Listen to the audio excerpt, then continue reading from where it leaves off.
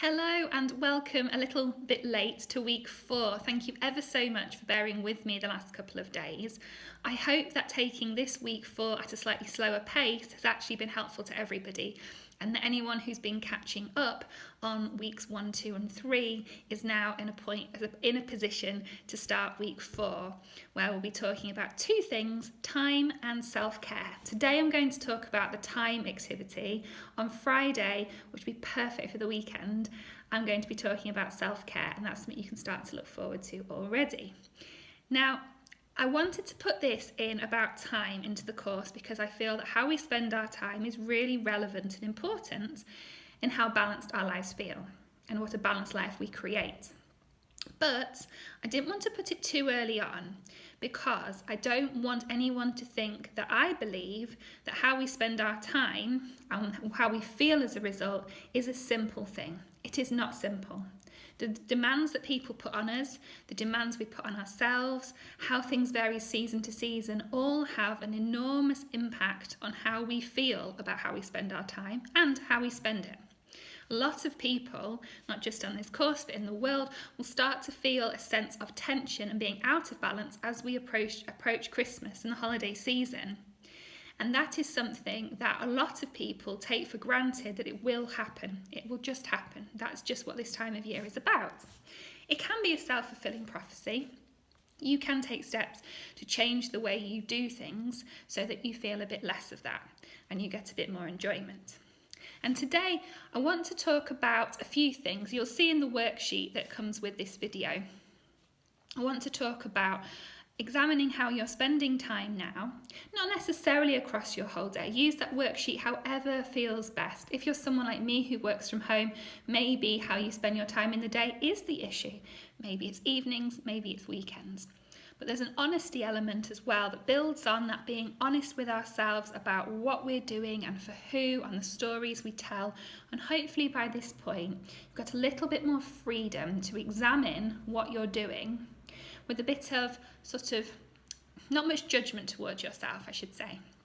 To say, okay, this is how I'm spending my time, this is how I want to spend my time, and this is what I can do to make that change. So, as you'll see in the worksheet, I won't read it all for you, but we're talking about making swaps, we're talking about making some areas of your life a little bit more simple. We're talking about where you can offload things, where you can potentially say, no, I'm not going to do that this week, today, for however long will give you a little bit more balance. We're talking about pairing things together. Pairing is one of my favourite strategies for getting things done and feeling as though you have a bit more time in the day when the reality is the clock is the same.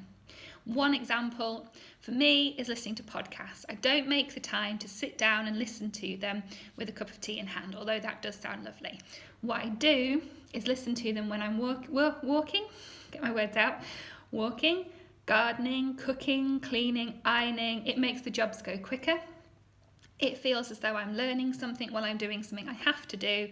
And like I say, essentially feels like I've given myself a bit more in the day, a bit more time to do something I want, a bit more learning. Oh, I listen to them when I drive as well. Times in the day when otherwise I would be staring at a wall, doing my ironing, not when I'm driving. Or in the car, I can get something a little bit more from my day by pairing certain activities together. So as usual, I'm not telling you there is a one-size-fits-all approach here at all. You know you best.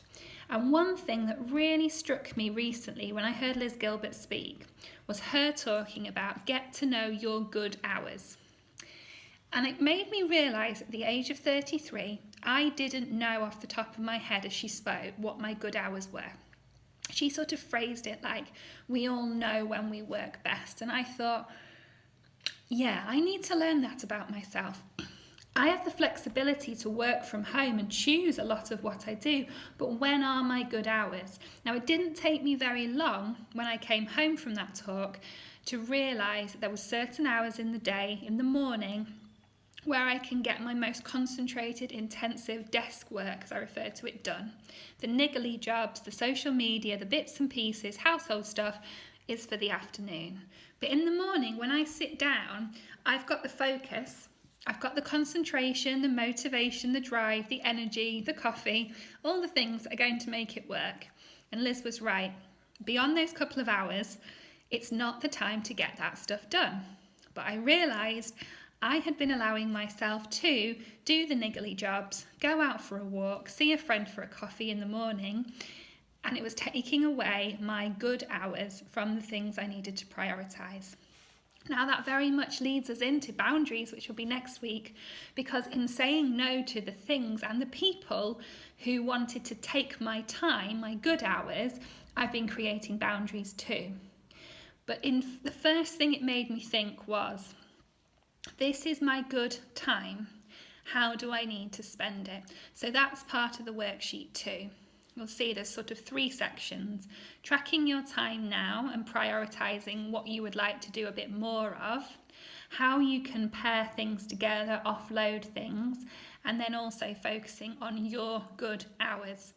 Now I truly believe that if your good hours are very early in the morning, mine are quite early, then I've got to find a way to get myself out of bed and get myself at the desk sooner rather than later.